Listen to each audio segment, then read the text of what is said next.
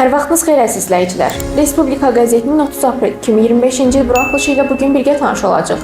Sizinlə mənəm, Ləman Təhməz. Qəzetimizin bugün olan buraxılışı 16 səhifədən ibarətdir. İlk səhifəmizdə yeni dünya düzənində möhkəmlənən dostluq və qardaşlıq münasibətləri başlıqlı məqaləmiz dərc edilib. Azərbaycan yürütdüyü məqsədyönlü və praqmatik xarici siyasəti ilə beynəlxalq aləmdə nüfuzunu artırmaqla yanaşı, etibarlı tərəfdaş imicini də getdikcə möhkəmləndirir. Bölgədə və dünya arenasında mühüm aktorlardan birinə çevrilir. Bu baxımdan ölkəmizin yaxın qonşularından olan İran İslam Respublikası ilə münasibətlərinin yaxşılaşdırılması, əlaqələrin genişləndirilməsi və əməkdaşlığın getdikcə möhkəmləndirilməsi böyük əhəmiyyət kəsb edir. Dövlət Təhlükəsizliyi Xidməti mətbuat xidmətinin məlumatı isə qəzetimizin ikinci səhifəsində dərc edilib. Bakıda Əfqanistanla bağlı beynəlxalq tədbir keçirilmişdir başlıqlı məqalədə qeyd olunur. Azərbaycan Respublikası Dövlət Təhlükəsizliyi Xidmətinin təşkilatçılığı ilə 20 ölkənin xüsusi xidmət orqanları nümayəndələrinin iştirakı ilə Bakı şəhərində Əfqanistan, regional təmaslar, təhlükəsizlik və inkişaf mövzusunda beynəlxalq konfrans keçirilmişdir. Üçüncü səhifədə isə sabitliyə və rifaha birgə töhfə başlıqlı məqalə öz əksini tapıb. Azərbaycan və İran əsrlər boyu eyni coğrafiyada, oxşar mədəni və dini dəyərlər zəminində formalaşmış iki dost və qonşu dövlətdir.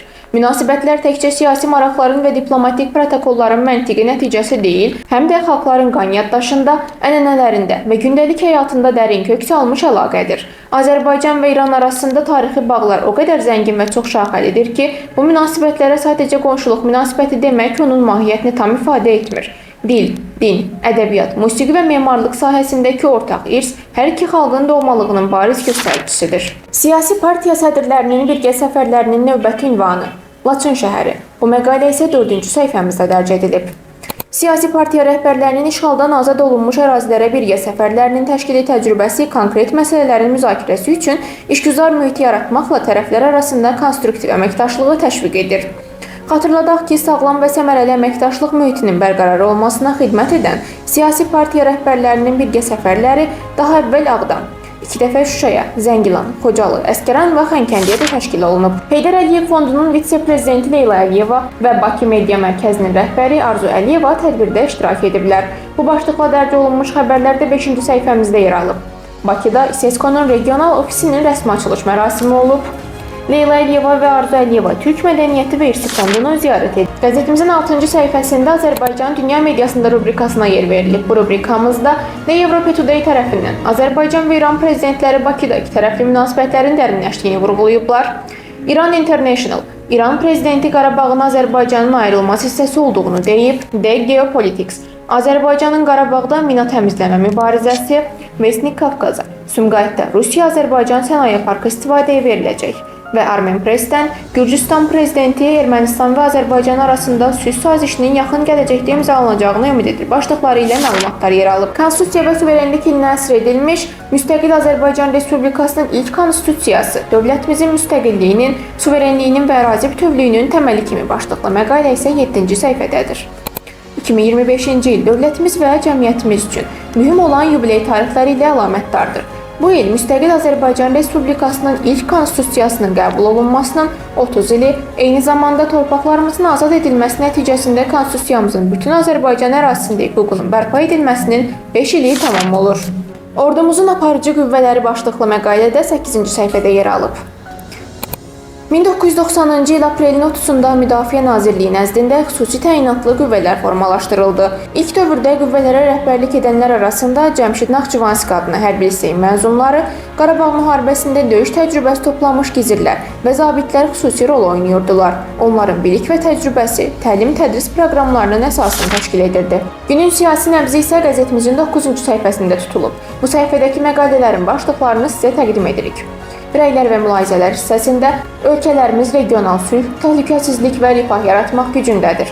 Zəngəzur dəhlizi mühüm arteriyaya çevriləcək.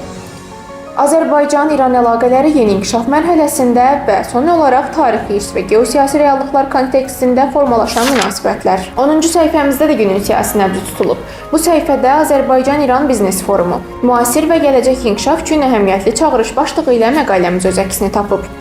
Azərbaycanla münasibətlər müstəvisində önəmli dəyişikliklər var. Məhz aprelin 28-də Prezident Məsud Pezeşkiyanın Azərbaycana səfəri məhz bu yeni düşüncə tərzinin konkret təzahürü idi. Tehrandan Bakıya uzanan körpü sadəcə protokol xətrinə deyil, həm də gələcək əlaqələrin ruhuna hesablanmış bir addımdır. Tarixi seçim Avropa İttifaqı gələcəyini müəyyən edir. Bu yazıda 11-ci səhifəmizdə dərc edilib. İslahat tələb olunan kritik sahə Avropa İttifaqının büdcəsidir. İttifaqın maliyyə sistemi əsasən iki nəhəng sütuna, ümumkənd təsərrüfatı siyasətinə və regionlar arası iqtisadi fərqləri azaltmağa yönəlmiş birləşmə siyasəti fondlarına əsaslanır.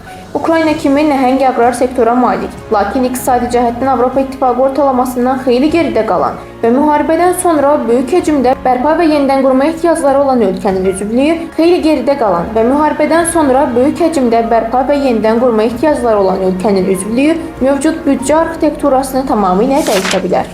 Qlobal platformanın Bakıda ilk səhifəsi başlıqlı məqalə 12-ci səhifəmizdə dərc edilib. Bu məqalənin içərisində Milli Məclisin deputatı, Azərbaycan Milli QHT Forumu İdarə Heyətinin üzvü Azər Allahveranovun, Qadın İnkişaf Gələcək İctimai Birliyinin sədri Gülşən Axundovanın və Sosial Tədqiqatlar Mərkəzinin baş mütəxəssisi, siyasi şərhçi Tural İsmayılovun fikirləri də yer alıb. Günün siyasi nəbzi 13-cü səhifəmizdə də tutulub.